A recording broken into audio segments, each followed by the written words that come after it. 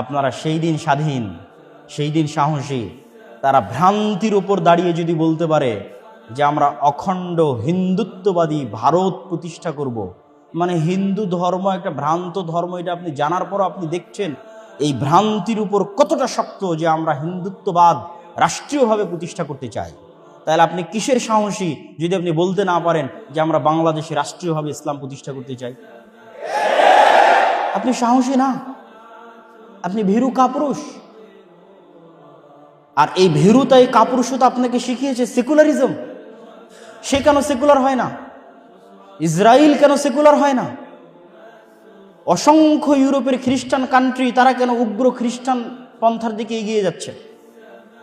সেকুলারিজমের দ্বার শুধু মুসলমানের জন্য, অথচ স্বয়ং ভারত রাষ্ট্র প্রতিষ্ঠা হয়েছিল সেকুলারিজমের উপর, আর পাকিস্তান আর বাংলাদেশ প্রতিষ্ঠা হয়েছিল ইসলামের উপর।